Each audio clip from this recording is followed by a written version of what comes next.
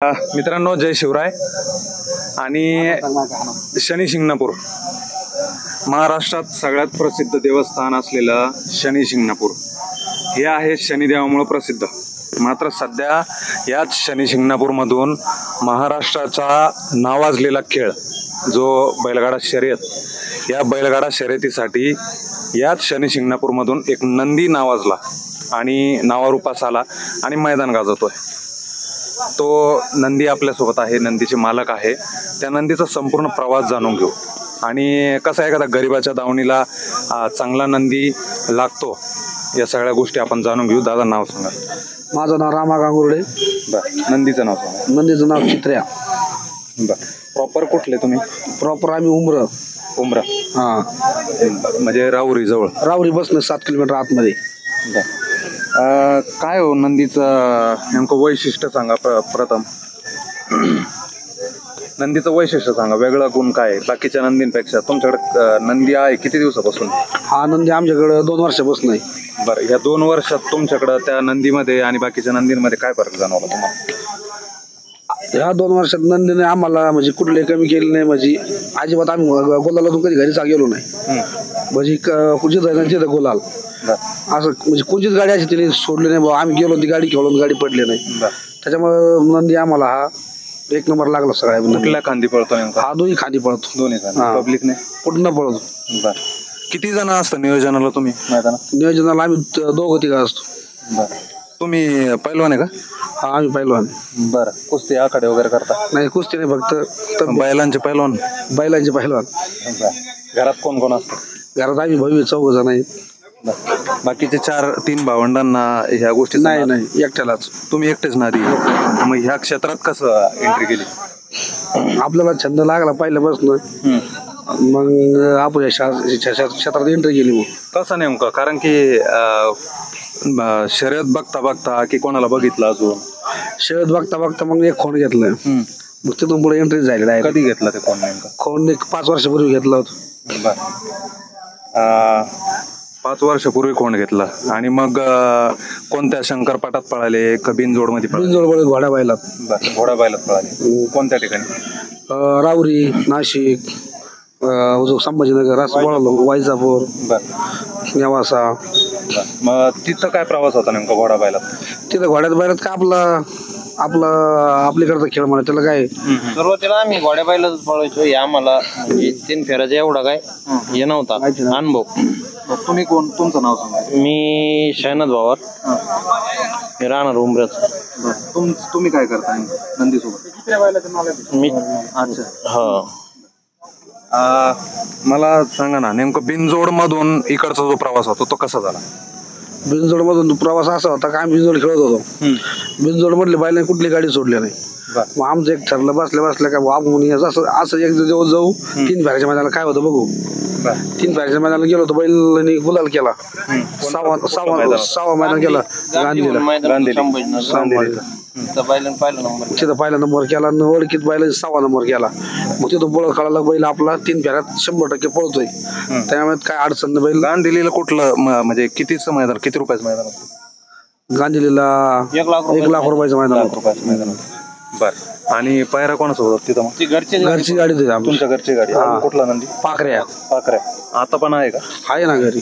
बरं, तुम्ही काय व्यवसाय काय करता? शेती. बाकी उद्योग व्यवसाय काय? शेती दूध धंदा बस. तुमचं शनी शिंगणापूर जवळ आहे तिथं घरापासून. मग आता इतकं मोठं देवस्थान आहे आणि देवस्थानाच्या ठिकाणाहून हा नंदी उदयास आला, आता मैदान करतोय. मग चर्चा होती का तुमच्या शनी शिंगणापूर त्या परिसरात? भरपूर चर्चा होती.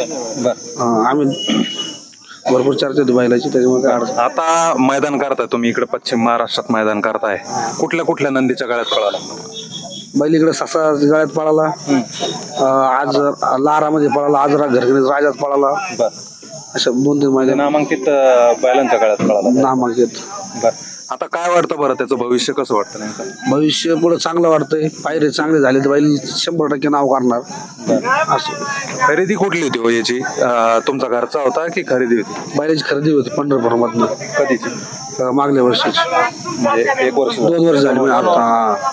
बरं. मग ह्या खरेदी केली तर ती रक्कम किती होती नेमकं? 36,000 रुपये घेतला, 36,500 36,500. आज तुमचा बैल पळतोय, आज रक्कम त्याची कोणी मागितलं का खरेदी करायला? बैल मागते पण बैल द्यायचं नाही आपल्याला. तरी कुठपर्यंत समजा म्हणजे मागणी कुठपर्यंत आली? बैल 21-22 लाख रुपये मागतात. बरं बरं.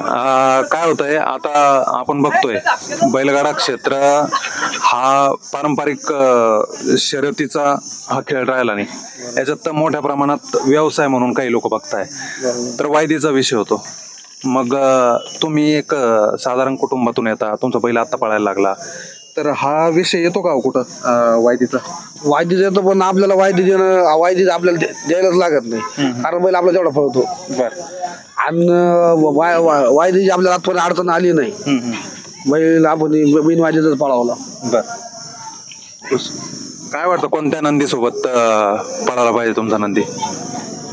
बैल चांगलं वाटतं, असं वाटतं बैल भुंगामध्ये पळाला पाहिजे. मिलिंद शेटच्या बाकासोर मध्ये मोहिल धुमाळ, चिक्या, अजून चिमण्या, शाकीरबाईचा, सम्राट, असे बैल यांच्यासोबत पळायला पाहिजे. बैल आणखीन 1 नंबर मध्ये उजाडात येईल. सध्या 1 नंबर आहे, पण अजून 1 नंबर मध्ये बैल 1 नंबर 2 नंबर मध्ये राहील बॉस. तुम्ही बिनजोडला तुमचा प्रवास चालू होता, अखंड चालू होता, आणि या क्षेत्रात इकडे या पटावर जावं आले, मैदानावर आले, आणि तुमचा बैल पळाला, पहिलं बक्षीस मिळवलं, त्याच्यानंतर काय घरी काय परिस्थिती होती? घरी काय आनंद होता? घरी 1 नंबर आनंद झाला. घरच्याला वाटत होता आता इतके लांब गेलेत. कसे 3 भावंड या खेळात इंटरेस्ट दाखवत नाही? नाही. मग तुम्ही इंटरेस्ट घेतात, मग तुमच्या 3 भावंडांना काही आनंद वेगळा? आनंद आहे ना, त्यांना वाटतं की गेलाय बाबा आता काय गेल्यावर गुलाल बिल झाले, आनंद वाढला. त्यांना माहिती आपला बैल गुलाल करतोच असं. तुमचं नाव सांगा. महेश डोकणे. काय करता तुम्ही नेमकं? मी फॅब्रिकेशनचं काम करतो. आणि नंदी सोबत काय विषय मग? नंदी सोबत म्हणजे ते माझे दाजी लागतात. बरं. नंदी सोबत असतो काय. काय किती वय आहे सध्या? सध्या वय माझं 25. लग्न वगैरे नाही, लग्न नाही. शिक्षण? हो, शिक्षण झालंय 12वी. मग ह्या क्षेत्राचा नाद कसा? या क्षेत्रात नाद म्हणजे चित्री आल्यापासूनच नाद लागला खरा. म्हणजे पहिलं नव्हतं, म्हणजे पहिलं तिकडे घोड्या पायलाच होतो, पण इकडं जसं म्हणजे चित्र्या घेतला ना, आणि चित्र्यासोबत मी पहिले जेव्हा घेतला तेव्हापासून चित्र्यासोबत आहे, मग तेव्हापासूनच हा छंद लागला. काय राहतं चित्र्याचं वेगळं पण कसं नेमकं काय? आपण नियोजन करतोय, सोबत राहतोय, तर काही वेगळं पण जाणवलं का त्याचं? आणि तसं वेगळं पण तर काय नाही जाणवलं जास्त, पण म्हणजे नियोजनाला येतात कधी थोडंसं अडचणी येतात, थोडंसं होतं नाही का. कोणी नाही, आपण जर म्हटलं भाऊ आपल्या म्हणजे एखाद्याला फोन केला आपण बैलाला, तर एखादा म्हणतो नाही तर किती वेळ पोहतो, व्हिडिओ टाका, असं तसं. आपण जरी व्हिडिओ टाकले तर मग ते परत आपलं कधी नाही का, म्हणजे कोणी करतं नियोजन, कोणी फोन नाही उचलत, असे किस्से होतातच. आता तुम्ही दूर जाता मैदान करायला, तर कसं नियोजन राहतं? गाडीचं भाडं वगैरे कसं नेमकं? गाडी भाडोत्रीच असती, आणि म्हणजे तसं आतापर्यंत तर आम्ही म्हणजे वायदीचा पण आम्हाला पण भरपूर आलं का पैसे घ्या, पण आम्ही बी वायदी कोणाकडून घेतली नाही, आजपर्यंत कोणाला वायदी दिली पण नाही. आता तुम्ही बाहेर जाता, सातारा, कराड, तिकडे पुणे त्या साईडला मैदान, किती मैदान झाले आतापर्यंत त्याचे? आतापर्यंत तसे भरपूर मैदान झाले, एक 10-12 मैदान झाले. 10-12 तर त्याच्यापैकी 8-9 गुलाल आहेत. 8-9 गुलाल. हो. किती खर्च येतो बरं एका मैदानावर जाण्यासाठी तुम्हाला? समजा तुमच्या घरापासून मैदानापर्यंत खर्च भरपूर येतो, साधारणतः 8-10 हजार रुपये तर सहज जातात. तो ट्रॅव्हलिंग डिझेलच? हो. बाकी तुमचं मॅन पॉवर राहणं? हो, तो मग तो खर्च धरून भरपूर 15-20 हजारापर्यंत खर्च येतोच एका मैदानाचा. एक नंदीने वेगळी ओळख करून दिली तुमची.